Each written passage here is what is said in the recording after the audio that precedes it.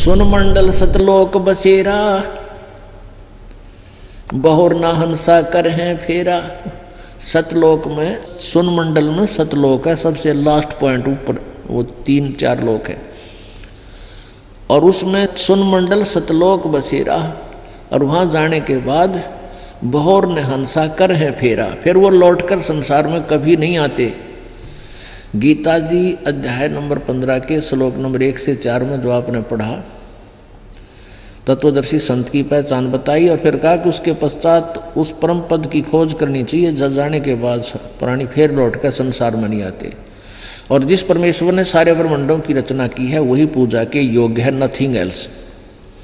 तो यहाँ उस सच्चिदानंद घन की वाणी में ये स्पष्ट है, सुन मंडल सतलोक बसेरा। सुन मंडल, सुन माने ऊपर, और वहाँ पर सतलोक एक स्थान है, बसेरा है, रहने की जगह है। बसेरा माने रहने का स्थान। और बहुर न हंसा कर है फेरा, वहां जाने के बाद वापस यहाँ फिर कर नहीं आते। सतलोक से सतगुरु आए, अंसा आण शब्द बिरमाए। सतलोक से वो सतगुरु यानी परम पिता परमात्मा सतगुरु रूप बनाकर आए, ज्ञान देने के लिए स्वयं आए, और अपनी प्यारी आत्माओं को यथार्थ ज्ञान से परिपूर्ण किया। बंदी छोड़ कबीर गोसाई, दरवे नूर जल में ले जाई। अदली आद कबीर प्यारे, जिन हंसा भवजल आण उबारे। 184 बंधन तोड़े, अनुरागी से चश्मा जोड़े। शब्द विहंगम सैन उदासी, सुन मंडल रहते अविनाशी। वो परमात्मा ऊपर सुन मंडल में रहता है। यही तो यथार्थ जो परमात्मा कबीर जी का ज्ञान बता रहा है, वही हमारे वेद बता रहे हैं। और बीच में जो अड़ंगा हमारे भर दिया, भगवान निराकार है, ये है वो है, ये सारा बकवाद में रखी थी इन्होंने, जिनकी दंत कथा थी, लोक वेद था। शब्द विहंगम सैन उदासी, सुन मंडल रहते अविनाशी। सूली ऊपर सेज लखाई, कहो गुरुदेव कौन विद जाई। तख्त हजूरी चाकर लाए, सतगुरु सत के दाग दगाए। सपत अंड पर धाम हमारा, जहां ओहंग सोहंग नहीं पसारा। जहां ब्रह्मा विष्णु वेद न बाणी, शेष महेश गणेश न जानी। जहां राम रहीम करीम ना कोई, अलय अलेख इसम नहीं दोई। खुद खुदाई जहां ना भाई, तहां कहो किसकी ठकुराई। नो अवतार जहां नहीं कोई, शब्द अतीत रहे निर्मोही। कृत्रिम ख्याल सबक नहीं बाजी, वेद पुराण ना पंडित काजी। धर अंबर नहीं पावक पानी, अगम अगोचर अकत कहानी। जहाँ जीवन सीवन सुरत न नरता, ज्ञानी गुणी मूड अनुसरता। बेगमपुरा ब्रह्मगत आदू, जहाँ दास गरीब विराजे साधु। अब इसमें क्या बताया है कि ये कच्छ भेग कहाँ बाडी, नाना प्रकार के वेशभूषा बना कर घर त्याग कर चले जाते हैं, और फिर दुनिया को भ्रमित करते हैं, उनको यथार्थ ज्ञान। उन्होंने ऐसी साधनाएं की, परमात्मा मिले नहीं, आखिर में निराकार की थ्योरी बनाकर समाज में पेश कर दी, जबकि वो साकार है, सब भगवान साकार है, शरीर है, मनुष्य सदृश है। अब कहने का भाव यह कि ये कहता कि सर्व धर्मान परित्यज माम, मेरे सतर की सब पूजाएं मुझे छोड़ दे, उसकी शरण में जा। व्रत माने जाना होता है, आना नहीं होता। तो फिर मैं तुझे सब पापों से मुक्त कर दूंगा, तुझे मैं अपना बंधुआ मजदूर नहीं रखूंगा, मेरा अकाउंट कर दे पूरा। तो इसका हिसाब मत परमात्मा करवा देगा, और फिर हम आगे चलेंगे। फिर क्या होगा कि जैसे सतनाम में 2 अक्षर के मंत्र हैं, अब 2 अक्षर का दूसरा जो मंत्र है, इस सतनाम का प्रथम मंत्र, हम इसको त्रिकुटी पर अकाउंट होगा इसका हमारा। और जो पहले मंत्र आपको 7 मंत्र दे रखे हैं, ये इसलिए दिए जाते हैं कि क्योंकि आप बहुत युगों से यहाँ अपना कति कंडम हो लिए, इस युग में आए हो, इन संतों के पास जीवन व्यर्थ कर लिया, आपके पाप इतने जबरदस्त हो गए। कई भक्त तो नाम लेते हैं क्योंकि एकदम विश्वास नहीं होता, ज्ञान वो सुन नहीं पाते। अगर पक्का विश्वास करके कि कबीर इज गॉड, और आप आ जाओ नाम ले लो, सब त्याग दो, मर्यादा सब पुरानी पूजाएं, गारंटी देता ये दास चाहे कति कैंसर का बाप हो तुरंत ठीक हो जाएगा।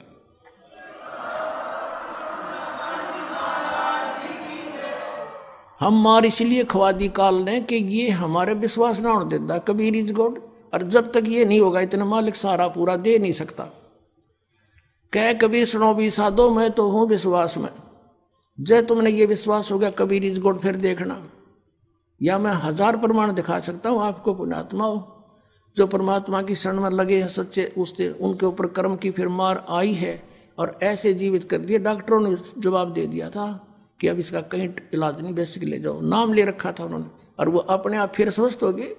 भगवान किसे कहते हैं? इसको कबीर गॉड कहते हैं। तो ये प्रथम मंत्र में आपको अब ये 7 मंत्र बना के दिए जाते हैं। पहले 5 मंत्र देते थे नानक साहिब भी और परमेश्वर कबीर साहिब जी। फिर ये है 5 नाम हैं जो हमारे कमलों में ये प्रधान बैठे हैं। मूल कमल में गणेश जी, स्वाद चक्र में सावित्री ब्रह्मा जी, नाभि कमल में विष्णु और लक्ष्मी जी, हृदय कमल में शिव पार्वती जी और कंठ कमल में ये दुर्गा जी। तो ये 7 नाम इसलिए देते हम कि मान लीजिए उपदेश ले लिया और ये प्रथम मंत्र एक बार मेरे मुख से भी सुन लिया मालिक की इसकी जैसे हम देते हैं, और फिर उसकी उस सुनने के बाद साथ साथ बोल लिया और फिर भी मृत्यु हो जाती है, तब मनुष्य जीवन गारंटीड है उस व्यक्ति को, ये गारंटी देता है। और यदि उसने जाप कर लिया कुछ दिन और विश्वास ठीक रहा तो वो स्वस्थ भी होगा और इसकी इसी जीवन में आयु बढ़ती चली जाएगी, परमात्मा बढ़ाता चला जाएगा जब तक उसका मोक्ष नहीं होगा, इस जन्म में पार कर देगा आपको। तो इसलिए ये 7 मंत्र दिए जाते हैं। ये पहले वाला लास्ट वाला मंत्र आपको जन्म दिलाओगा तुरंत, मनुष्य जीवन का गारंटीड है, मृत्यु भी हो जाएगी पुण्यात्मा। इसलिए मान लीजिए किसी का कोई बीमार है, या 80% व्यक्ति दुखी आए हुए, और जो विश्वास कर लेता उनको गारंटीड बात पूछ लो, यहाँ लाखों बैठे होंगे आ जाते हैं, सुनते रहना और सब स्वस्थ हो जाते हैं। तो ये वो परमात्मा है। तो इसलिए प्रथम मंत्र जो आपको दिए जाते हैं इनमें ये 2 मंत्र अब कंपलसरी थे, पहले नहीं थे ये। तो इसलिए परमात्मा ने कंप्लीट कोर्स बना करके गरीबदास जी के माध्यम से हमारे तक पहुंचाया है। और जैसे आप जी किसी का कर जैसे विदेश गए हो, स्वदेश आना है, वहाँ आपने कोई कारोबार शुरू कर रखा है, कोई फैक्ट्री वगैरह लगा रखी है और आपका ठीक से काम चला नहीं, आपका बिजली का कनेक्शन कट गया, टेलीफोन कनेक्शन कट गया, पानी का कनेक्शन कट गया, गैस कनेक्शन कट गया, पैसे बने नहीं तो आप कंडम हो गए। और वहाँ कोई ऐसा प्रभावशाली व्यक्ति आपको मिल जावे, सरकार को गारंटर बने कि भाई तुम इनका चालू करो कनेक्शन, मैं गारंटर बनता हूँ, और फिर उसको कहेगा भी जो पैसे तो देगा यही तेरे कर्जा उतारेगा, नहीं तो फिर काट दियो ना, वो देता क्या बात है। तो ऐसे ये दास आपका गारंटर बनता है और आपके सब कनेक्शन चालू करवाता है, लेकिन इनकी मजदूरी करके ये देने पड़ेंगे, तुमने कर्जा आप तारना पड़ेगा। और परमात्मा जो है कुछ अपने कोटे से भी आपको पैसे देता, क्योंकि आप चला ही नहीं सकते अपनी फैक्ट्री को बगैर थोड़ा बहुत और सारा ना मिल रहा कहीं से, तो वो बगैर आपके वैसे सब्सिडी समझ लो ऐसे देता है। तो परमात्मा पहले आपको सब्सिडी देता है जिससे आप अपना काम चलाओ और फिर डट कर भक्ति करो, मर्यादा में रहो, आप धनी हो जाओगे, बहुत शीघ्र धनी हो जाओगे। बहुत कीमत है इन मंत्रों की। इन भगवानों के जो 5 प्रधानों से आपने मुक्त होना है, त्रिकुटी पर जब जा सको हो उस समय पहुंच पाओगे जब इनसे आप अपना नो डू सर्टिफिकेट ले लोगे। अब ये मंत्र जो 2 मंत्र फर्स्ट और लास्ट है इन 7 मंत्रों में, इसके साथ मिलने से ये मंत्र जो प्रथम जाप आप करते हो, इनका ऋण मुक्त हो जाने के बाद भी कुछ आपकी कमाई यदि बचगी तो इन 2 मंत्रों के प्रभाव से ये कन्वर्ट हो जाएगी आपकी सतलोक चालन वालिया में, इनमें से बच भी गई तय।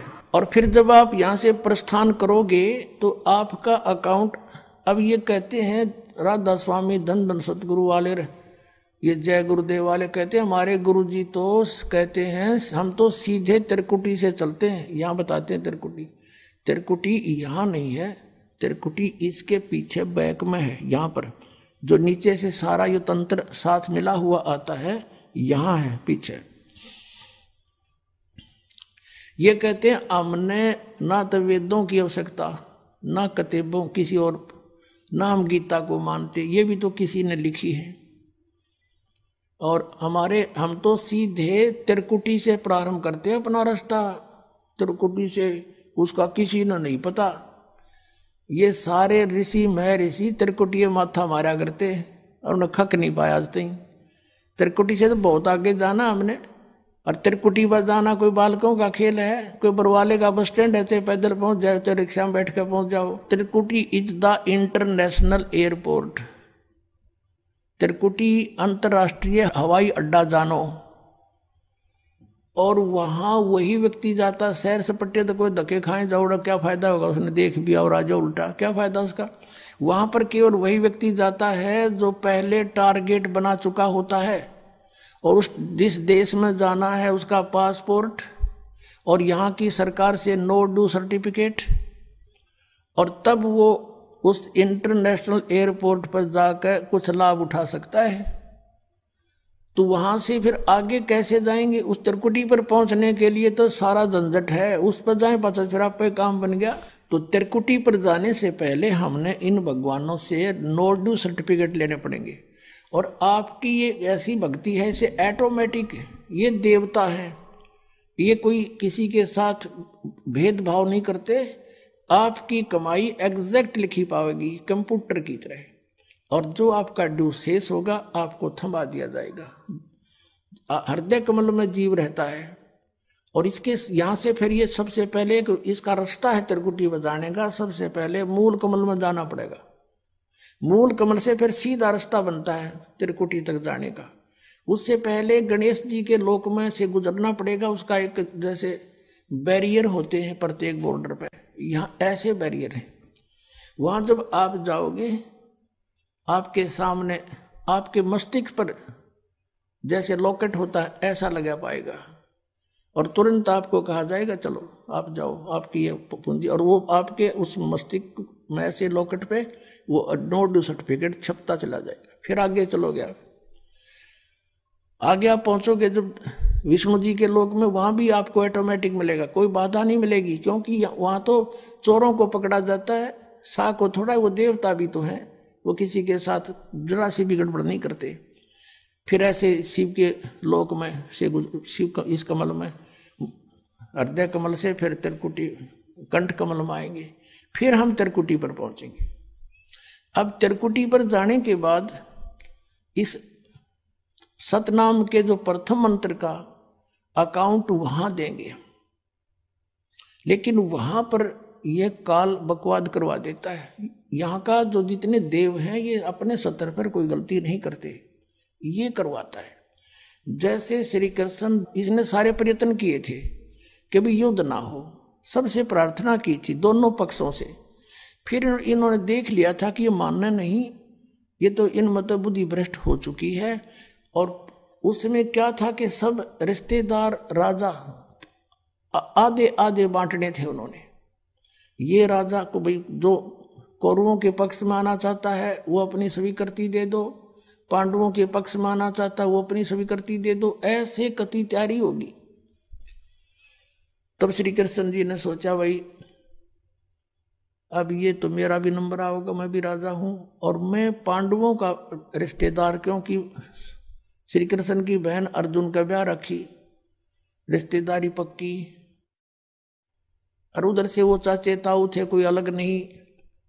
तो श्री कृष्ण जी ने यहां तक कह दिया कि भी एक तरफ तक मैं हूंगा, एक तरफ मेरी सेना होगी, अब मांग लियो जिसको मांगना हो। और यहां तक भी कह दिया कि मैं हथियार नहीं उठाऊंगा। अब पांडव तो मुंह धो रहे थे श्री कृष्ण पे कि सर्वशक्तिमान है, ये जो हमारी तरफ पक्ष में हो गया तो अकेला ही बहुत है। तो फिर पांडव घबरा गए थे। पांडवों ने यहां तक कह दिया था प्रभु हमें 5 गांव दिवा दो, हम युद्ध नहीं करेंगे। वो नहीं मानना था, फिर भी छोड़ो इस बात को, हम आगे लेंगे। तो फिर जब महाभारत का युद्ध हुआ,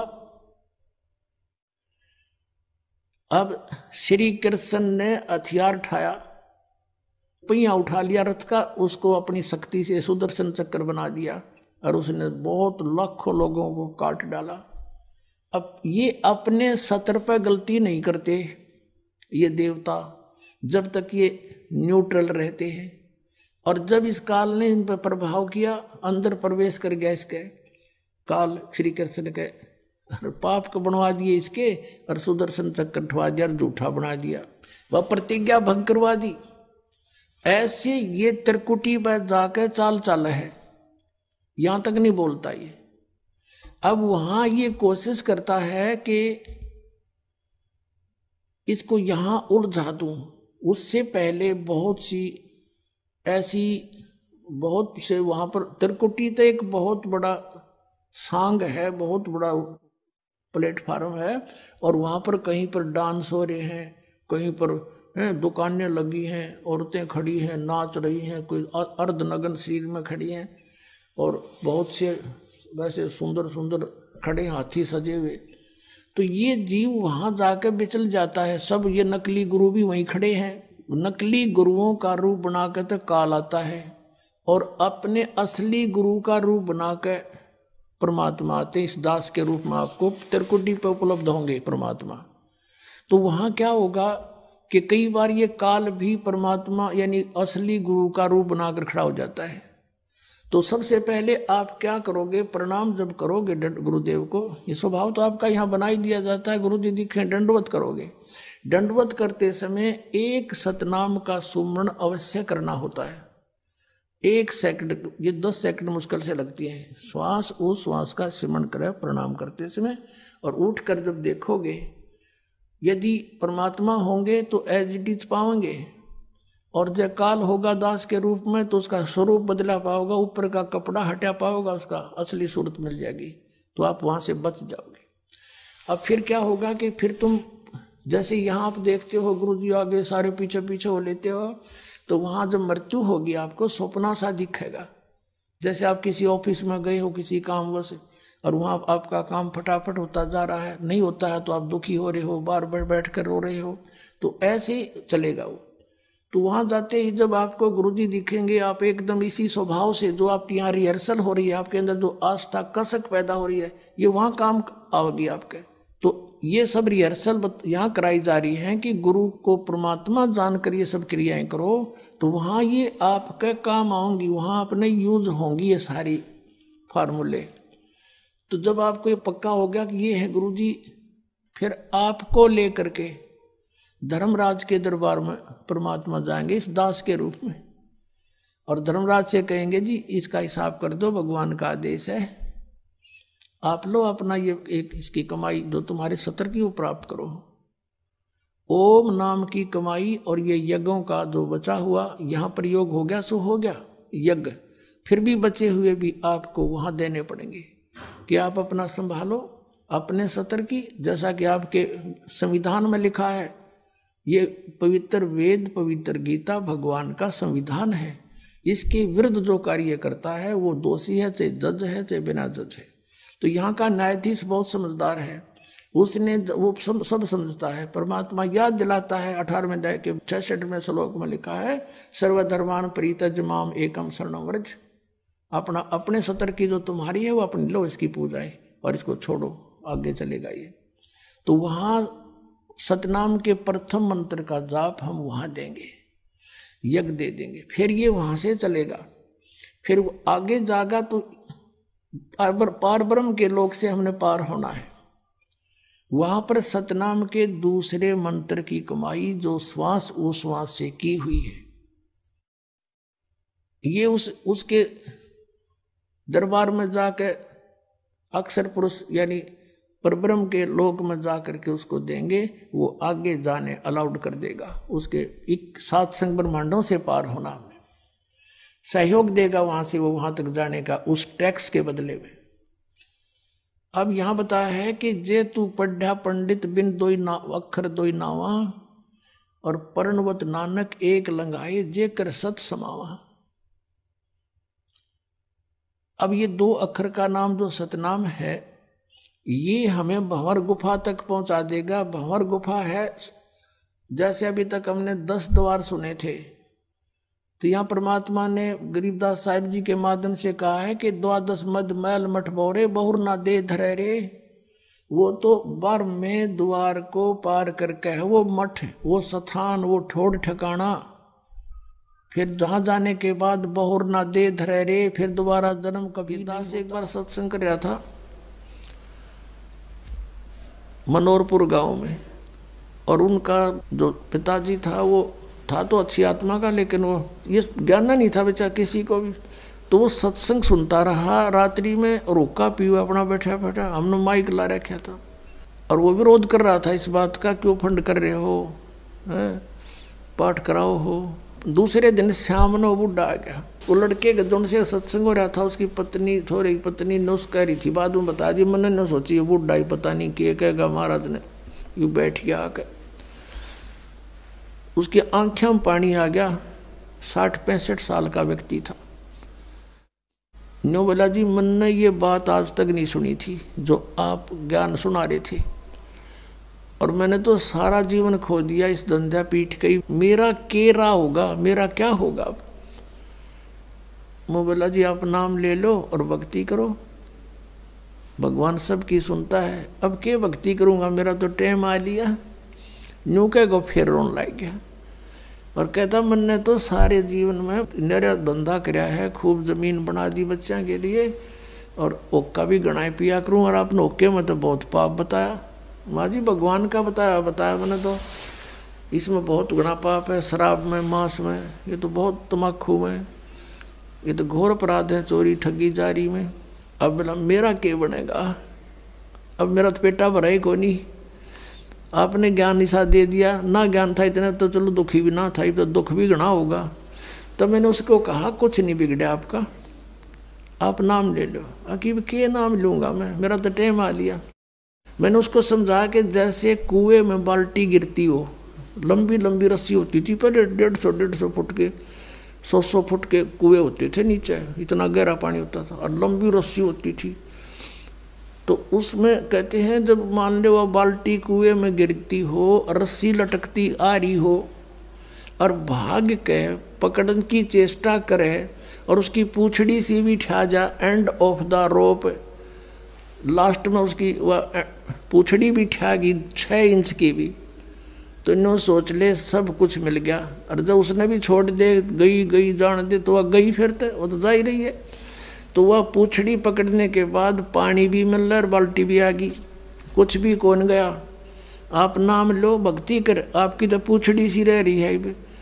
और इस जीवन में भक्ति पर पार हो जाओगे। जीवन तय थोड़ा ही भला, जय सत सुमरण हो, और लाख वर्ष का जीवना कोई लेखे धरे नहीं कोई।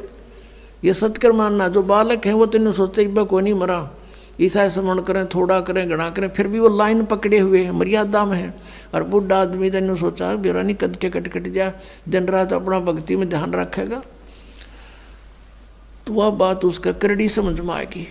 और मैं बोला बात सुन ले, जय नियम में रहेगा, जितनी आयु चाहिएगा उतनी दे देगा परमात्मा। यो कबीर भगवान है, ये आयु बढ़ा देता भगवान की। तो जो बोला जी फिर तो नाम दे दो।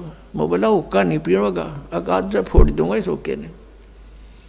उसी दिन तो परित्याग कर दिया और भक्ति करी। 10 साल और जिया वो बुढ़ा, 75 साल की उम्र में आराम तो मृत्यु होगी। अब भगवान किसे कहते हैं? भगवान ने इसलिए तलाश करते कि शायद दुखी प्राणी हो और कितना पापी हो, कितना अपराध कर गया अनजान पड़े में, परम पिता को बुरा नहीं लगता वो बेटा अपना बेटी। अब परमात्मा कहते हैं शरण पड़े को गुरु संभाले और जान का बालक भोला रे, कहे कबीर तुम चरण चित राखो जो सुई में डोरा रे। अपने गुरुदेव के प्रति इतना लगाव रखो अटूट, जैसे सुई में धागा डाल दिया जाता है तो उससे दूर नहीं हो सकता, वो लटकता ही रहता है साथ के साथ। तो ऐसे आप ये मर्यादा, ऐसा लगाव अपने गुरु जी से रखना पड़ेगा। और फिर कहते हैं शरण पड़े को गुरु संभाले जान के बालक भोला रे।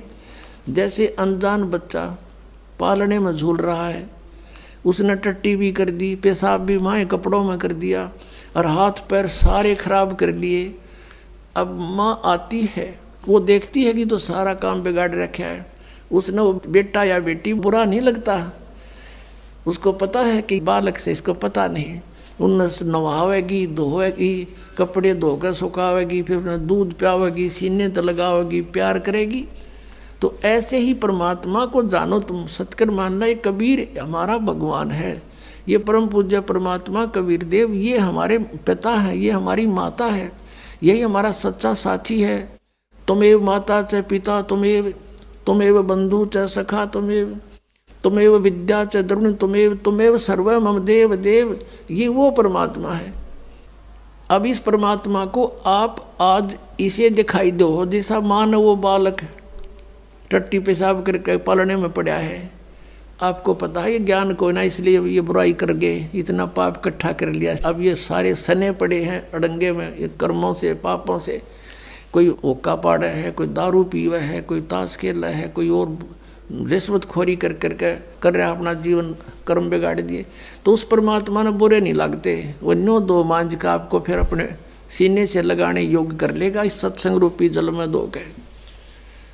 ये दास बताओगा आपको, इस पृथ्वी पर इस दास के अतिरिक्त इस खजाने का धनी कोई नहीं है, ये सत्कर मान लेना।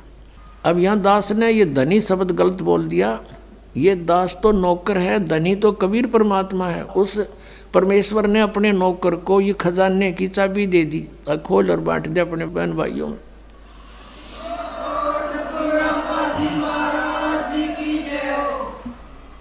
अब इसको प्राप्त करो और भक्ति, अब जैसे वहाँ कैसे जाया जाएगा, आशा भी वहाँ की हो कि नहीं ये मन मान लो। अब जैसे कई भ्रम में पड़े रहते हैं कि भाई क्या पता वहाँ पर कुछ है भी कि नहीं, किसी ने बताया नहीं। तो पुण्यात्माओं अब ये दास आपको बताने लग रहा, एक बनी 100 बतावे। और आँखों देखा जिन महापुरुषों ने उस स्थान को देखा है, वापस आकर बताया है, उनकी प्रमाण देने लग रहा। तो ये विश्वास हो जाना चाहिए। और फिर जब ये पक्का विश्वास हो जाएगा कि वहाँ हम सुखी होंगे, और जैसे ये राधा स्वामी और जितने भी और पंथ से सब ये कहे हैं, वहाँ सतलोक में परमात्मा नहीं है। परमात्मा तो है पर उसका आकार कुछ नहीं, प्रकाश ही प्रकाश है, प्रकाश ही प्रकाश, ऐसा प्रकाश। जब वहाँ भगवान है दी से, यहाँ पर आमी से, वहाँ पर अनाथ, वहाँ अनाथ, यहाँ पर, फिर वहाँ क्या करेंगे? कहते हैं वहाँ अमर पद में जाकर आत्मा अमर आनंद लेती है और जल में मिलकर जल का रूप हो जाती है। फिर टट्टू आनंद लिया जब डूबी का मृगी जाते ही, वह आनंद क्या लेंगे, वो कहाँ लेंगे, कैसे लेंगे आनंद वो? अब ऐसा आनंद है जैसे यहाँ कोई आदमी दुखी हो रहा हो, कोई कोर्ड से, कष्ट से, तो घर वाले भी नो क्या कर रहे, भगवान यू मर जा तो सुखी हो जा। और मरे पाचा हो गया सुखी, फिर गधा बन गया, बता के सुख होया उसने। तो ऐसी थ्योरी इन पंथों वाले की हैं जो भगवान को निराकार प्रकाश प्रकाश बता रहे हैं और उसमें डूब के मरने की सलाह दे रहे हैं। तो क्या रुचि बनेगी वहाँ जाने की? बन सके किसी की? वो बनावटी बातें हैं ये। वो झुंड के झुंड इकट्ठे हो रहे हैं क्योंकि आत्मा भगवान बना रह नहीं सकती। वो इसलिए सोच रही है शायद ये कह रहे सच्ची ये बात होंगी, पर वहाँ जान की नीत किसी की कोई ना, और साधन नहीं वहाँ पर जाने के। तो ये साधन हैं, ये मंत्र हैं, ये सब प्रमाणित हैं, शब्द सदग्रंथों में लिखे हुए हैं, शास्त्र अनुकूल साधना है। और जिन महापुरुषों ने भगवान की भक्ति करी उन्होंने भी यही मंत्र जाप किए। तो ये आपको भक्ति करना शेष रह गया, ये अग्रम अग्रम खत्म होगी, शंका खत्म होगी आपकी। और जब तक शंका समाप्त नहीं होती हम भक्ति कर ही नहीं सकते। तो इस प्रकार वहाँ की कति पक्की आस्था ला लो, यहाँ तो मृत्यु होगी, दोबारा जन्म हो गया तो वह बिरन मट्टी फिर शुरू, विवाह हो गया, रोजी रोटी की चिंता ना बनी तक कितने, कोई बालक मर गया कोई बच गया, और फिर बुढ़ापा, फिर मृत्यु, फिर पशु पक्षियों की योनियों में धक्के खाने पड़ेंगे। तो इस तरह सारा प्लस माइनस करके और फाइनल फैसला कर ले प्राणी, ये भगवान यहाँ जन्म ना दियो, चाहे हमने तो राष्ट्रपति बनाता हो, हमने इसकी जरूरत नहीं। इंद्र दाराज कागदा बेष्टा ना भोगा इंद्राणी नू, ऐसी आस्था बन जाए। इंद्र का राज भी काग का भी ईंट। यहाँ किसी भी पद पोस्ट की इच्छा मत करना। ठीक है कोई सर्विस कर रहा है वो तो अलग बात है, प्रमोशन हुआ तो हुआ, नहीं तो इस बात की आशा नहीं करे कि मैं बहुत बड़ा अधिकारी बनूं जब व्यापार पड़े। जहाँ रखे भगवान उसी तरह रहे, और अलग से किसी भी पद की ट्राई नहीं करे किसी सरपंच की, मेंबर की, एमएलए, एमपी, चेयरमैन की, मुख्यमंत्री, मंत्री, प्रधानमंत्री की, ये आपका सबसे बड़ा शत्रु हो जाएगा। इधर झांखे भी नहीं, अपना पीछा छुटवाने की सोचे पुण्यात्मा। इंद्र दा राज का गदा बेस्टा, हम तो यहाँ एक छोटे मोटे क्षेत्र में कोई मंत्री, प्रधानमंत्री बन के सोचा पता नहीं के बन गए, और अपने ही पुण्य नाश करने। परमात्मा के स्वर्ग को जो सबसे उत्तम मानते थे, स्वर्ग को, उस स्वर्ग का राजा, वो राज की पदवी भी हमारे लिए तो उस सतलोक के सुख की तुलना में काग की बीट है। ये नकली पंथ, ये काल के जाल है। ये राधा स्वामी पंथ, धन धन गुरु सतगुरु पंथ, जय गुरुदेव पंथ, ताराचंद वाला जो बना रखा है इसमें जनौद में ये पंथ, ये पांचों नाम काल के जाप करते हैं। कौन से नाम जाप करते हैं? निरंकार, ओंकार, ज्योति निरंजन। अरे तरह के जो भैया, अब देखो परमात्मा ने कहा था, मोती मुक्ता दर्शत नाही, ये जग है सब अंदरे, दिखत के तो नैन चश्म, इनका फेरा मोतिया बंदरे। आपको दिखाता हूं संत मत प्रकाश भाग 1, श्री सावन सिंह जी के द्वारा लिखा हुआ उनके वचनों का संग्रह। और श्री सावन सिंह जी कौन है? श्री जयमल सिंह जी के उत्तराधिकारी, व्यास डेरे वाले राधा स्वामी। और श्री सावन सिंह जी के सस्ते श्री खेमामल सिंह जी बिलोचिस्तानी सामस्ताना, जिसने सच्चा सौदा सिरसा की स्थापना की। अब देख क्या दिखाऊं आपको, ये संत मत प्रकाश भाग, ये है श्री सावन सिंह जी, और ये है संत मत प्रकाश भाग 1, राधा स्वामी व्यास। ये कहाँ से प्रकाशित है? प्रकाशक है Jagdish Chandra Sethi, secretary, Radha Swami Satsang Beas, Dera Baba Jaimal Singh, Punjab. Printed in India by Janata offset and packaging limited. अब देखना, कहते हैं ना एक हल्दी की गांठ लेकर पंसारी बन जाते हैं, तो ये राधा स्वामी पंथ वाले हल्दी की गांठ लेकर पंसारी बन गए। और वह भी समझ में ना आई क्या है। एक परमात्मा की एक वाणी, कबीर परमेश्वर की वाणी है, करने नो दीदार मैल में प्यारा है। और उसके अंदर पुण्यात्माओं 5 नाम, वो 5 नाम वो भी लिख रखे हैं जो आपको दास देता है, और जो सब संतों ने, सब ग्रंथों ने उसका प्रमाण किया कि ये है वो 5 नाम। ये हमारी प्राइमरी पढ़ाई है, प्राइमरी की फर्स्ट एड है यह। और इससे आगे चलता है फिर सतनाम 2 अक्षर का, और फिर सार नाम, इससे भिन्न आदि नाम। ये देखना इस संत मत प्रकाश भाग में, ये है प्रश्न नंबर 15 पे, ये वाणी देखना, करने नो दीदार मैल में प्यारा है, करने नो दीदार मैल में प्यारा है। अब कौन से महल में है? वो तो सतलोक वाले महल में है, ये कहीं पिंड में है। पिंड में तो काल तक की सृष्टि का ज्ञान है। अब देखो, काम क्रोध मद लोभ विसारो, शील संतोष क्षमा सत धारो, मद मांस मिथ्या तज डारो, हो ज्ञान घोड़े असवार भ्रम से न्यारा है, 2 नेति बस्ती पाओ, आसन पदन जुगत से लाओ, कुंभ कर चक्रवाओ, पहले मूल सुधार कार जो सारा है। देखो, मूल कमल, दल चतुर बखानो, और ये किलियंग, ये किलियम है। परमात्मा ने जानबूझ के ऐसे शब्द बोले थे ताकि ये उलझे रहे, ये अज्ञानी इनका समझ ना आवे। ये शब्द है 5 वो लिखिए। किलियंग जाप लाल रंग मानो, देव गणेश तारो पोथानो, रिद्धि सिद्धि चंवर ढुलारा है। फिर है स्वाद चक्र सटदल विस्तारो, ब्रह्म सावित्री रूप निहारो, ब्रह्मा और सावित्री का। और उल्ट नागनी का सिर मारो, ता शब्द ये ओम है, ओंकारा कोड वर्ड है, ये ओम शब्द है। और नाभि अष्ट कमल दल साजा, श्वेत सिंहासन विष्णु विराजा, हरियम ये हरियम है। जाप तास मुख गाजा, लक्ष्मी शिव आधारा है। और फिर देख, 12 कमल हृदय के माही, जग गौर शिव ध्यान लगाही, सो हम शब्द ता धुन छाई, गण करें जय जयकार है। षोडश यानी 16, दल कमल कंठ के माही, तेईवद बसे अविद्या बाई, ये दुर्गा। और हर हर ब्रह्मा चौर ढुराई, जहाँ ये श्रीअंग है, ररंग नहीं, ये गलत लिखा है, श्रीअंग नाम उच्चारा है। हरि इन्होंने के सांग इकट्ठा कर लिया, इसमें तो ओंकार ररंकार ज्योति, इसमें आगे है वो ओंकार ररंकार। इन्होंने वो अड़ंगा इकट्ठा कर लिया, केवल काल काल के नाम ले लिए, वो जाप करने लगे, ये माल छोड़ दिया।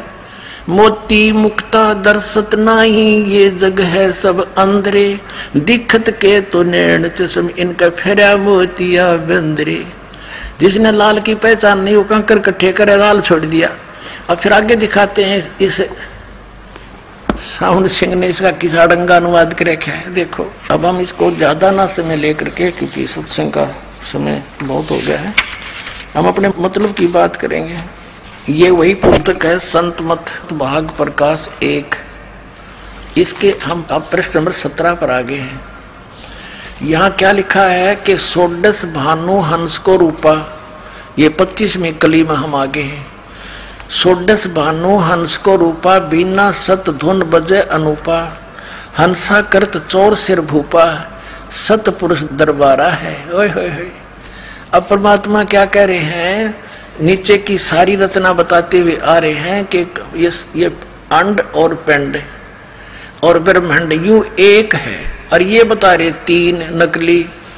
अब जैसे ये ब्रह्मांड है, एक ब्रह्मांड है, इसकी इलिप्टिकल शेप है अंडे जैसी, इसको अंड भी कहते हैं और इसी को ब्रह्मांड भी कहते हैं।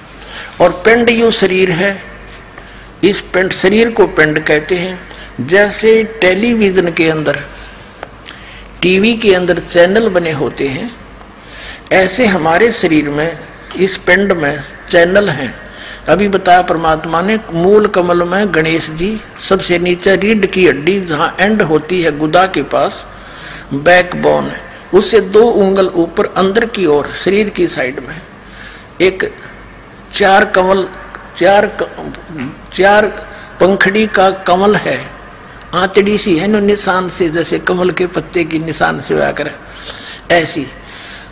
और वहाँ गणेश जी का निवास है, यानी वो चैनल है गणेश जी का। गणेश जी का लोक तो अपने ऊपर है, उससे यहाँ वो दृष्टिगोचर होता है, जैसे टीवी का प्रोग्राम तो कहीं और चल रहा है और हम अपनी टीवी का चैनल ऑन करके उसका वहाँ का चल रहा प्रोग्राम देख सकते हैं। और उसको ऑन करने का कौन सा रिमोट का नंबर है, जाप है, जो दास आपको देता है। और फिर उसके बाद वो स्वाद चक्र है, स्वाद चक्र, उससे 2 उंगल ऊपर, वो 6 पंखड़ी का है। और उसके ऑन करने का कौन से रिमोट, कौन सा चैनल नंबर है, वो आपको दास देता है, मंत्र है। अब प्रत्येक मंत्र का जिस टारगेट से हम उद्देश्य से उसको ऑन करेंगे, उसी का काम करेगा, वो सूरत से काम करता है। अच्छा, आगे फिर उससे ऊपर नाभि चक्र है, नाभि कमल, उसमें 8 पंखड़ी है। और उनके अंदर इस लक्ष्मी और विष्णु जी का चैनल, वहाँ से जो हो रहा प्रोग्राम वो इसमें देखा जा सकता हमारे शरीर में। और इसका ऑन करने का मंत्र कौन सा है, जो आपको दिया जाता है, दास देता है। और फिर हृदय कमल में शंकर और पार्वती का कमल है, वो 12 पंखड़ी का है। उसके ऑन करने का अभी आपको बता दिया था, सारी डिक्लेयर नहीं करूंगा।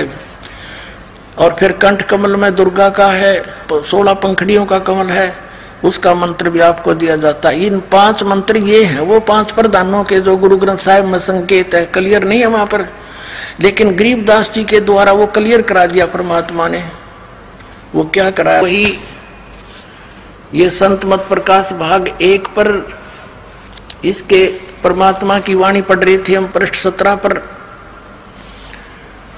अब यहाँ से हमने शुरुआत की थी तो हम आगे चल पड़े। यहाँ से शुरुआत करते करते हमारे थे करने नो दीदा महल में प्यारा है, ये कबीर साहब की वाणी है। ये मंत्र सारे हम आपको बता चुके हैं। फिर आगे त्रिवेणी के संत समाओ, चंद सूर्य का घर लाओ, सुषमन से ती ध्यान लगाओ, ये श्वास के सिमरण की ओर संकेत है। अब ये सारा कुछ परमात्मा ने बता दिया। घंटा संग सुनो दुंदोई, सेंस कमल दल जगमग होई, तामद करता नरखो सोई बंगनाल 10 है। सतनाम सुन भागे सारे, वो 2 अक्षर का मंत्र सुन के डाकनी साकनी बहु के लकारे जम संग कर धर्म तू अंकारे। सतनाम सुन भागे सारे, जब सतगुरु नाम उचारा है। सतनाम जो सतगुरु से मिला हुआ सच्चा नाम जब उच्चारण किया सारे भागे। अब आगे चलो, हम अपने मतलब की बात देखेंगे इसमें। अब हम यहाँ आ जाते हैं आगे, इसने सारा कुछ बता दिया आगे क्या क्या है। और यहाँ आगे हम षोडश भानु हंस को रूपा और बीना सतधुन बजे अनुपा। हंस करत संवर सिर भूपा, सतपुरुष दरबारा है। यहाँ देखो नीचे तय 88 दीप रचाए और हीरे पन्ने लाल जड़ाए। मुरली बजत अखंड सदाए, ता सोहम झनकारा है। सोहम हद तजी जब भाई, सतलोक की हद पुन आई। और उठत सुगंध महा अधिकाई, जाको वार न पारा है। अब देखो यहाँ पर आगे षोडश भानु हंस को रूपा, जब सतलोक में पहुंच गए। यहाँ बताया है कि सोहम हंस तजी जब भाई, सतलोक की हद पुनाई। जब सतलोक में जीवात्मा पहुंच जाती है तो उसका 16 सूर्य जितना तेज बन जाता है उसके रूप का। षोडश भानु हंस को रूपा, षोडश माने 16, भानु माने सूर्य, हंस माने उस पुण्यात्मा जो यहाँ से स्वच्छ होकर के भक्ति करके ऊपर जाता है सतलोक में। और बीना सतधुन बजे अनुपा, ये 25 में कड़ी है। हंस करत चंवर सिर भूपा, सतपुरुष दरबारा है। ओए होए। अब देखो कहते हैं जब वो सतलोक में पहुंच जाती आत्मा, उसका 16 सूर्य जितना रूप बन जाता है। और वहां पर एक बीना सतधुन, वह धुन वहां बज रही है। और सतलोक में वो धुन बीना सतधुन, आगे देखो। और हंस करत चंवर सिर भूपा, सतपुरुष दरबारा है। सतपुरुष भी मनुष्य दृश्य है, उसके ऊपर वहां गया हुआ हंस, वो हंस आत्मा यानी भक्त अपने परमात्मा के सिर पर चंवर करता है। अब इनकी छुरी क्या है अज्ञानियों की,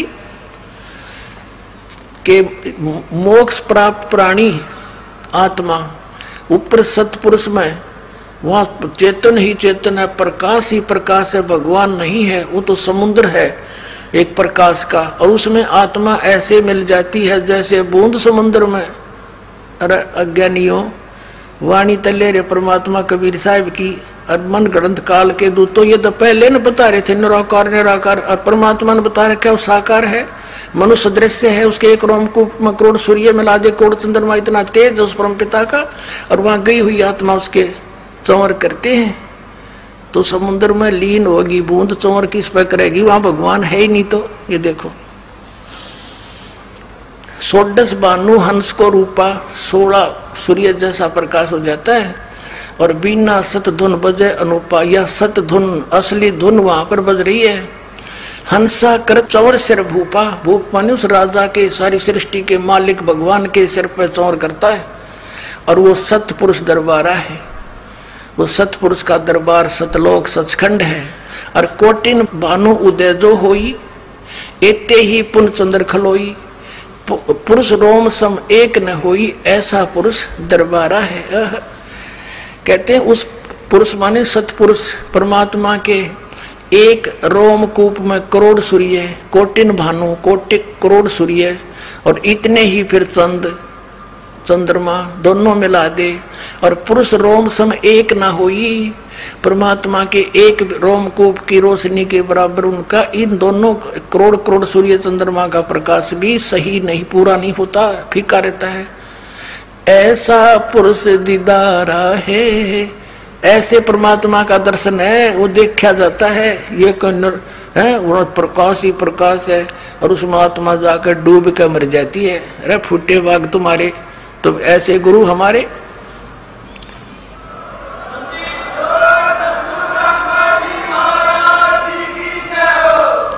अब देखो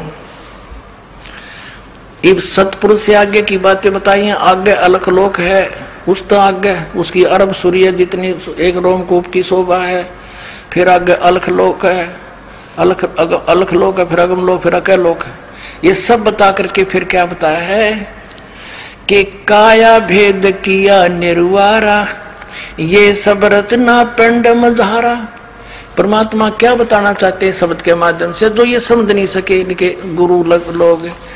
इसमें ये बताया कि ये जो मैंने बताया है ये सतलोक के अंदर है, लेकिन इस माया ने, इस दुर्गा ने काल के आदेश से उस सतलोक की झूठी रचना इस पिंड के अंदर कर रखी है, इस ब्रह्मांड में बना रखी है।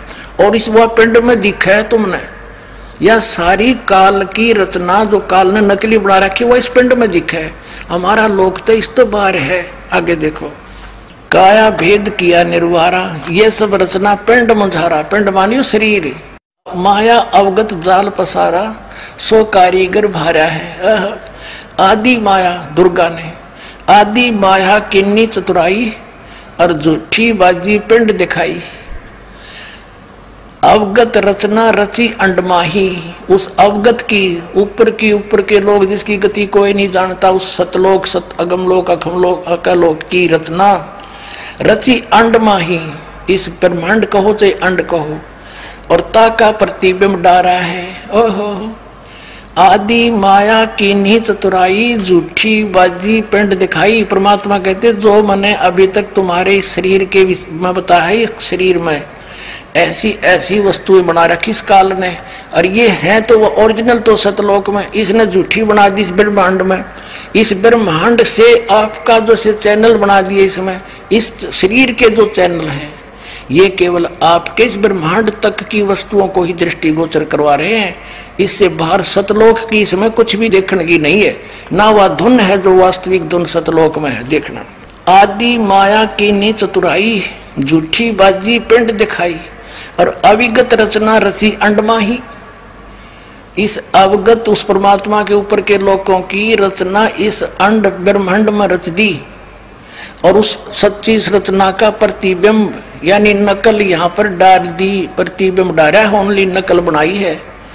और फिर क्या निर्णय करते हैं, शब्द विहंगम चाल हमारी, कहे कबीर सतगुरु देई तारी। शब्द विहंगम चाल हमारी, जैसे पक्षी उड़कर चला जाता है, तुम्हारी इस यहाँ की जो साधनाएं तुम करते हो, इस शरीर के अंदर खसम खसा रहते हो, इसमें नहीं, हम तो ऐसे जाएंगे जैसे पक्षी उड़कर चला जाता। शब्द विहंगम, विहंगम माने पक्षी, उस हमारे नाम की शक्ति से चाल हमारी, कहे कबीर सतगुरु दी तारी। हमारे सतगुरु ने ये चाबी दे दी जिससे सारा ज्ञान खुल गया, और खुले कपाट शब्द जनकारी। ओहो, अंड पिंड, पिंड अंड के पार सो देश हमारा है। ये कति क्लियर कंसेप्ट कर दिया कि जो तुम शरीर के अंदर देखो हो, ये काया भेद किया निर्वारा, तुम्हारी काया में ये सांग जोड़ रखा है इस झूठी बाजी का। सो और ये सब रचना पिंड में जा रहा, इस पिंड कहो चाहे शरीर कहो, यानी ये पिंड है, ये शरीर टीवी है, ये ब्रह्मांड है, इसको अंड भी कहते हैं, इसको ब्रह्मांड भी इसी को कहते हैं, क्योंकि इसकी इलिप्टिकल शेप है, अंड आकार है, और यो है एक ब्रह्मांड। उसके अंदर पूरे उस परमात्मा की सारी रचना इस ब्रह्मांड में रच दी उसने, उसका प्रतिबिंब इसमें है। तुम इसमें जख मार रहे हो, इसमें तो है नहीं। अंड और पिंड के पार सो देश हमारा है। आदरणीय गरीबदास साहिब ने कहा है, कोई है रे परले पार का, जो भेद कहे झनकार का। कोई है रे परले पार का, जो भेद कहे झनकार का। असली धुन तो कहते हैं वहां बज रही है सत धुन, यहाँ तो नकली धुन है इस काल की। आंख बांध कर कान बंद करके बहरे हो गए। ये तो अंड और पिंड के पार सो देश हमारा है। जो इसमें धुन सुना हुआ सब काल की धुन है। बोलो सतगुरुदेव।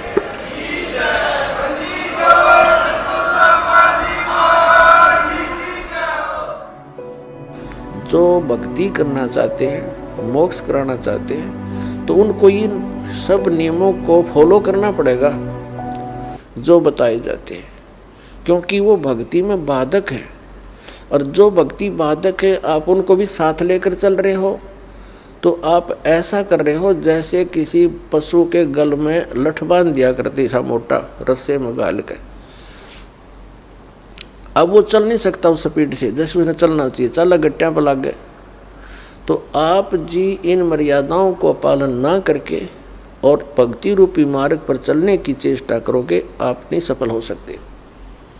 तो इसलिए हमने ज्ञान के आधार से इन बुराइयों को, इन कुरीतियों को और सांसारिक परंपराओं को भी त्यागना पड़ेगा, तब हम इसमें सफल होंगे। फिर अपनी बड़ी स्पीड से चलेंगे। जैसे मकान बना लिया, ठीक है, आजकल परमात्मा ने दया कर रखी है, बढ़िया सुविधा आपको प्राप्त है, मकान बना लो, जैसा आवश्यक हो उतना ही, केवल उसी के लिए कि बढ़िया कोठी बनाऊं, लोगों का प्रशंसक बन जाऊं, ये हमारी अपनी सोच होती है, अध्यात्म मार्ग नहीं है। तो मकान बनाओ जितना आवश्यक हो और जितनी आपकी जेब अलाउड करती हो, आवश्यकता से अधिक खर्च मत करो। हमारे पूर्वज आपने देखे होंगे, हमने तो खूब याद है, झोंपड़ियों में टाइम पास करके कई पीढ़ी, उनका तो इतना काम है, एक चारपाई डालनी आपने, चाहे 10 कमरों का मकान है आपका, एक कमरे में एक कोने में 3.5 बाई 7 फुट की जगह चाहिए आपने। घुटने तो घुड़िया तो मोकली है। कबीर साहब तक कहते हैं घर तो 3.5 हाथ और गढ़ा तो 4.25 है। कहे कबीर अधिका बना अधिका कहे उसको नहीं विचार। ये मनुष्य की जो शरीर है 3.5 हाथ का होता है। परमात्मा कहते हैं आपने घर 3.5 हाथ की आवश्यकता है, घना बनाओ तो 4.25, अरे इसे फालतू बनावा है तो मूर्खता है तेरी। फिर भी परमात्मा का कहने का तात्पर्य है कि आवश्यकता से अधिक कोई भी वस्तु आप संग्रह करते हो आपकी भक्ति का बाधक बनेगा, क्योंकि समय वेस्ट व्यर्थ जाएगा। कोठी बना ली, 1-2 लाख अपने पास से लगा लिए, 3 लाख कर्जा कर लिया। अब जब तो कर्जा ले लिया, ऋण ले लिया, पता नहीं चला 1 महीने के बाद मांगने वाला आने लग जाएंगे, चैन गई, रात न नींद आवे नहीं, और भक्ति का भी नाश। वह को ठीक है काम आई आपके। तो इस प्रकार हमने भक्ति मार्ग में जो बाधाएं हैं उनको त्यागना पड़ेगा। अब क्या बताते हैं, परमात्मा ने हमें कितनी सद्बुद्धि दे रखी है, और ये भक्ति ना करने से इन कोठी बंगले बनाने में और धन बढ़ाने में अपना जीवन व्यर्थ कर जाएंगे, तो फिर क्या होगा। नर से ती तू पशुआ कीजिए, नर से फिर तू पशु बनेगा। नर से ती तू पशुआ कीजिए, गद्दा बैल बनाई, अरे ये सुंदर भोजन का मन बोरे कि तो कुर्डी चरने जाई। ओए होए, अपने आत्मा इतना कुछ सुनकर भी हमारे यह बात अंदर जगह बनाती नहीं, क्योंकि हमें ये सब सुविधाएं उपलब्ध है और हर समय है, और ये तो आपके अंतिम सांस तक आपको रहेंगी जब तक मनुष्य जीवन में हो। क्योंकि माता पिता बच्चों को जब तक वो कॉलेज स्कूल नहीं छोड़ता वो सुविधा देता ही रहता है, और जो बच्चा उसका सदुपयोग ना करके आता है तो फिर वो बहुत दुख उठाता है।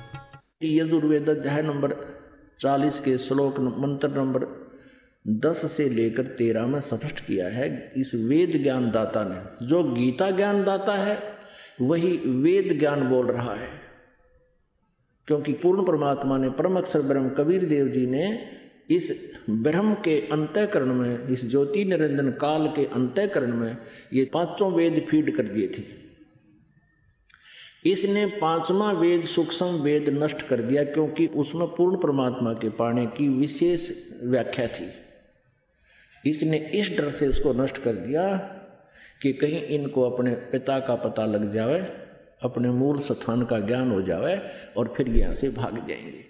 पुण्यात्माओं, आपका जिस दिन ये विशेष विश्वास हो जाएगा कि सचमुच वहाँ और स्थान है जहाँ हम रहते थे और वहाँ कभी जन्म मृत्यु नहीं होती और कोई काम नहीं और कभी कोई कष्ट नहीं, किसी चीज का अभाव नहीं, तो उस समय यहाँ ना रहे इस पृथ्वी पर कोई भी। एक भक्त कहने लगा, जी यदि सभी सतलोक की भक्ति कर लेंगे परमात्मा की और सभी सतलोक चले गए सारे, तो पृथ्वी पर कौन रहेगा? या तो खाली हो जाएगी। तो पता यहाँ तक ठेका ले रहे हम, ये खाली हो जाएगी तो कौन रहेगा? अरे ये इतने पत्थर घूमने लाग रहे, ये 8 ग्रह ऊपर घूमने लाग रहे, सारे खाली पड़े पत्थर। इन तो पृथ्वी से तो कई हजार गुना कई गुणे बड़े हैं।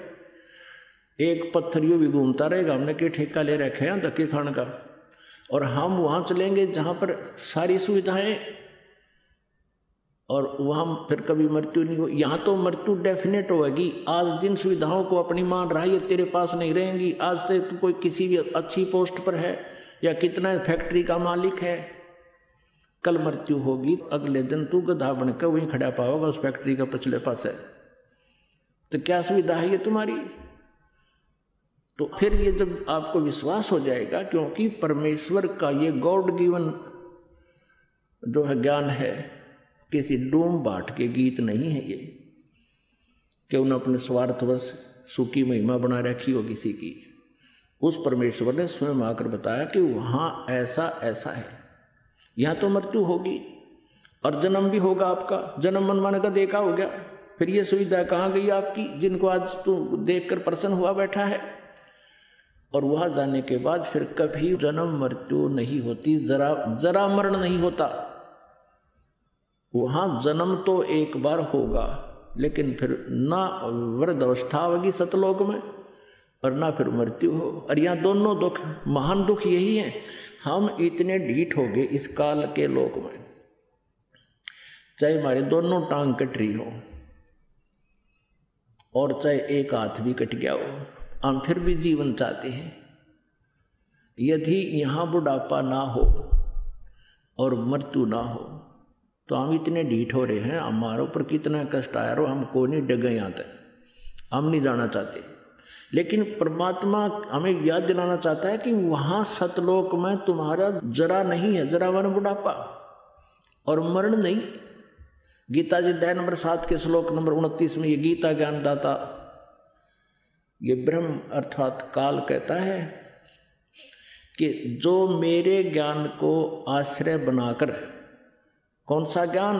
कि तत्वदर्शी संतों की खोज करो। चौथे अध्याय के 34वें श्लोक में वो तत्वदर्शी संत उस परमात्म तत्व का, यानी गीता ज्ञानदाता से अन्य कोई परमात्मा है उसका ज्ञान बताएगा, उनसे सुन। और तत्वदर्शी संत फिर क्या बताएगा? जो ये दास बता रहा है। फिर क्या बताया है कि इस ज्ञान का आश्रय करके जो जरा और मरण से छुटकारा पाने के लिए प्रयत्न करते हैं वे तत् ब्रह्म को जानते हैं, सारे आध्यात्मिक कर्म से भी परिचित हैं। जैसे कल आपको ज्ञान सुना था सत्संग में कि यहाँ पर हम संस्कारवश, जैसे आज हमने किसी के साथ धोखा कर दिया तो अगले जन्म में वो आपका लड़ियार बनेगा।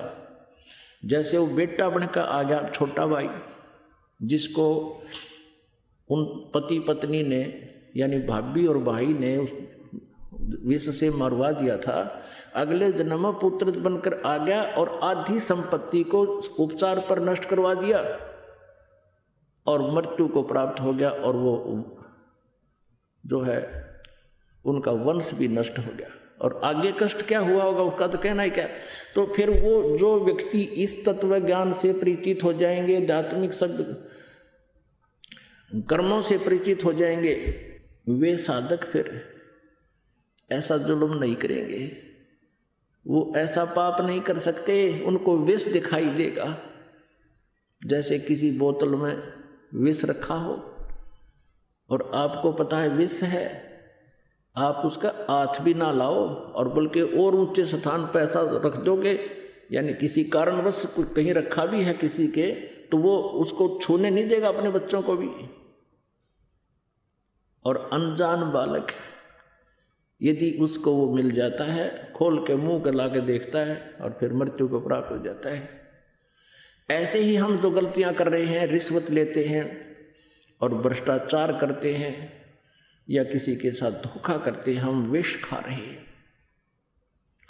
इस तत्व ज्ञान से परिचित होने के उपरांत जो सभी कर्मों से परिचित हो जाते हैं, जो केवल जरा और मरण से छूटने के लिए प्रयत्न कर रहे हैं, वे उस तत्व से परिचित हो चुके हैं और सब अध्यात्म कर्म से और सभी अध्यात्म ज्ञान से और सभी कर्मों से वो आत्माओं। 2 अक्षर की बात थी, जब तुम्हारे अंदर ये अज्ञान ना भरा हुआ होता, नाम दे देता दास, मर्यादा बता देता और आप भक्ति करो ठाठ से, बात खत्म होगी थी। लेकिन आप भक्ति कर नहीं सकते जब तक आपके हरदम ये ठोक ठोक कर नहीं भर दिया जाएगा कि सचमुच ये भगवान है और ये साधनाएं है, प्रमाणित है सदग्रंथों में, इससे मोक्ष होगा ना। फिर क्यों डले डोए, क्या फायदा रीस करने का भक्ति का। तो इस सत्य को सत्य सिद्ध करने के लिए आपको सत्संग सुनाया जाता है ताकि आपकी रुचि बने। आप फिर अपने आप उन छोटे जलाशयों को त्याग कर और दरिया के किनारे जा बसो, आप सदा सुखी रहोगे, वहाँ कभी अभाव नहीं होगा किसी वस्तु का। तो वो दरिया सतलोक है, वहाँ जाने के बाद किसी भी वस्तु का कभी अभाव नहीं होगा। फॉर एग्जाम्पल आप देख लो कि छोटे जलाशय में तो जल समाप्त होगा और दरिया के पास आप चले गए तो वहाँ कभी भी जल समाप्त नहीं होता। आपका जल संबंधित जो संकट था सदा के लिए समाप्त हो गया। इसी प्रकार सतलोक में जाने के बाद आपकी ना तो मृत्यु होए ना बुढ़ापा, ऐसा ही शरीर ऐसा ही होगा। हमारे भगवान भी अपने जैसे हमरे ही होनिहार हैं, हमारे सृजनहार। जिन महापुरुषों ने परमात्मा को देखा उनमें से जिनको परमात्मा मिले, जिनको आकर मिलते हैं, उनमें से आदरणीय गरीबदास साहिब जी हैं, गांव छुड़ानी जिला दज्जर हरियाणा वाले। उन्होंने आंखों देखा भगवान को, कहते हमने देखा सो साच है और सकल प्रपंच। तो उन्होंने क्या बताया, हमरे ही होनिहार हैं, हमरे सृजनहार। कबीर परमेश्वर के बारे में बताया कि हमारे होनिहार हैं, हमारे जैसी शकल के हैं हमारे भगवान। और चारों वेद बतावें कि मनुष्यवत अग्नि, मनुष्यवत शंभु, नरवत प्रभु, मनुष्य के तुल्य है, मनुष्य जैसा है, मनुष्य दृश्य है।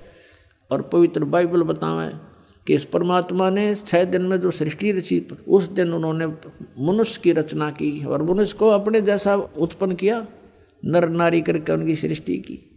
सभी सदग्रंथ बताते हैं परमात्मा साकार है, नर आकार है।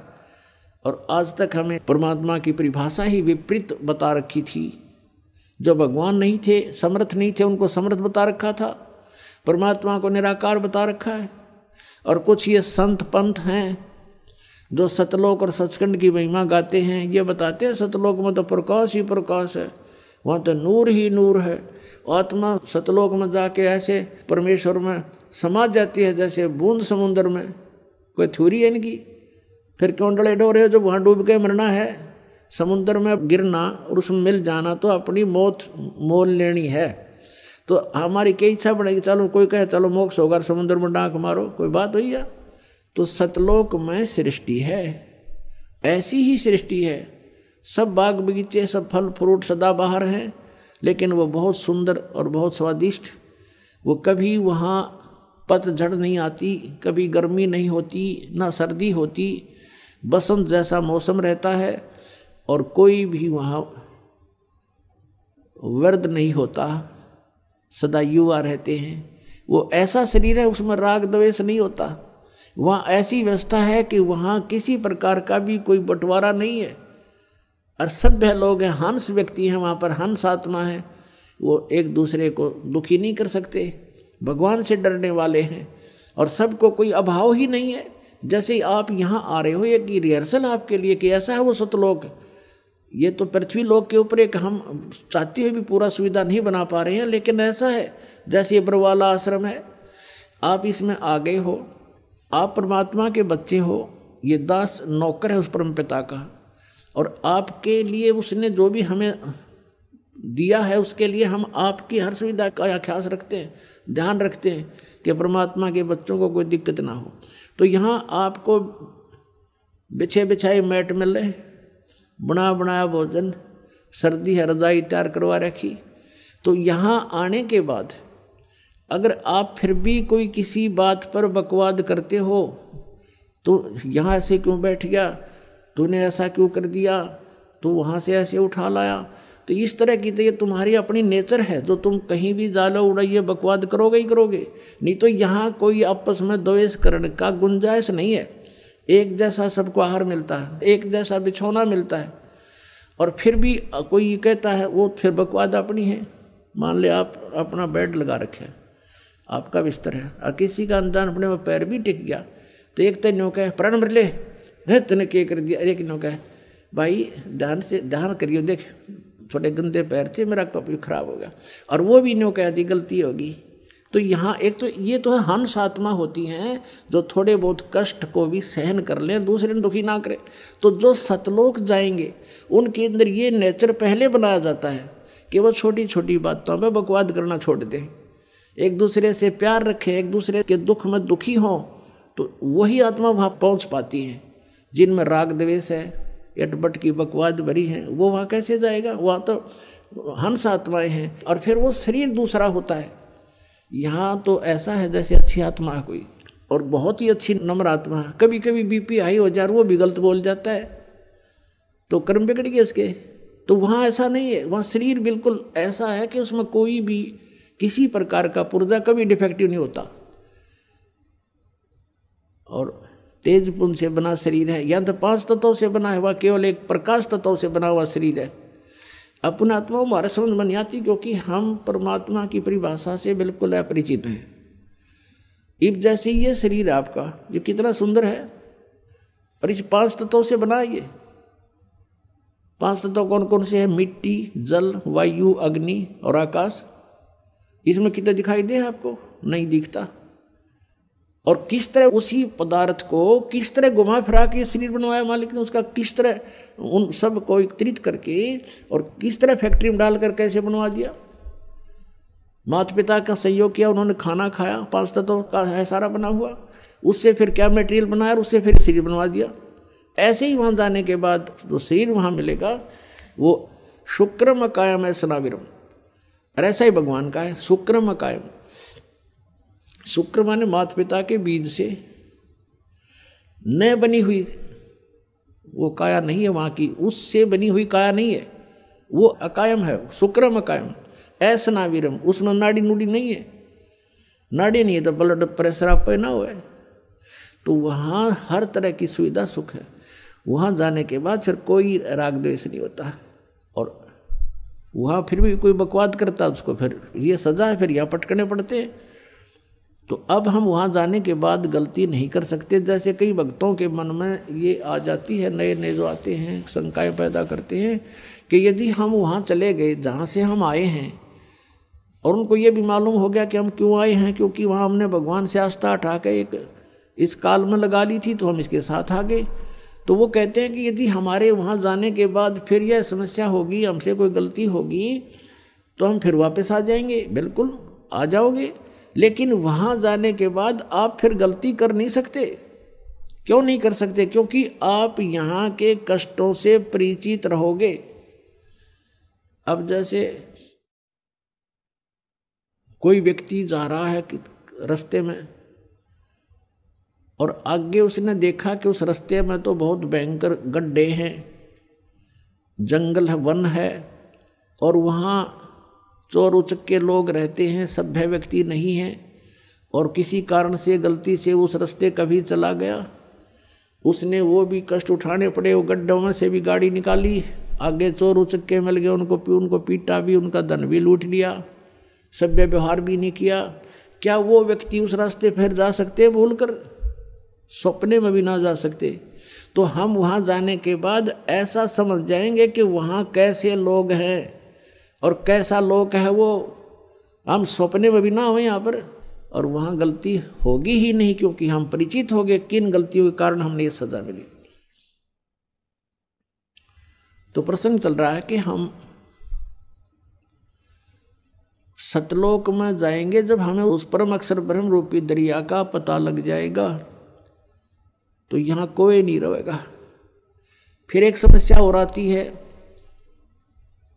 जो तत्व ज्ञानहीन व्यक्ति हैं वो कहते हैं, जैसे हमारे भक्त पहले दास के साथ भी ऐसे बीता समझाया करते थे, किसी को अपने मित्र को रिश्तेदार को समझाने की चेष्टा करते थे, तो वो ये प्रश्न करते थे कि एक बात बता, यदि हम सभी यहाँ से चले गए सतलोक में तो पृथ्वी पर कौन रहेगा? बताओ, इतनी बुद्धि फेट हो रही है, ये पृथ्वी ने फूकेंगे हम, ये 9 ग्रह धक्के खान लग रहे, खाली पड़े, ये भी हड़ने जा पत्थर धक्के खाता, हमने के ठेका ले रखा है यहाँ जन्मने और मरने का, बिरान माटी करवाने का। जिनकी वृत्ति ही ऐसी है तो उसको तत्व ज्ञान तक पहुँचाने में समय लगता है, उस परमात्मा तक इसकी बुद्धि उठाने में कितना करेन भी फेल हो जाए, करेन भी ऐसी ऐसी बुद्धि गाड़ दी जमीन में काल ना मारी। तो इस गड़ी हुई बुद्धि को गड्ढे में डाल रखी, इस बुद्धि को अज्ञान के कारण, अब इसको ऊपर उठाना तो इतना दास का प्रयत्न हो रहा है, इस सदग्रंथ समझाना, तत्व ज्ञान से परिचित करवाना, जब जाके ये थोड़ा सा ऊपर को उछलने लगती है। इतनी कंडम करके डाल रखी है न ज्ञानी ऋषि महर्षियों ने, बट्ठा बैठा रखा है इस मानव का। परमात्मा स्वयं आते हैं, इनके अज्ञान के कारण हम उनको पहचान नहीं पाते हैं, और जिस कारण से आज तक हम भटक रहे हैं। यहाँ कोई प्राणी सुखी नहीं है, सुखी है तो बता दो मुझे, आज कोई पृथ्वी पर हो तो, और आज सुखी है तो कल बिजली गिर जा। जैसे राजा महाराज राज्य देखे, मंत्री मुख्यमंत्री प्रधानमंत्री एक कर में और ख़त्म हो जाते हैं, सारे सुख मान ले उनके पास थे, संसार जिनको सुख मानता है वैसे तो सुखी नहीं होते, फिर भी हम जिस सुख को सुख मान रहे हैं वो सुख भी ना रहा उनके पास। तो यहाँ कौन सुखी हो सकता है और कौन रह सकता है?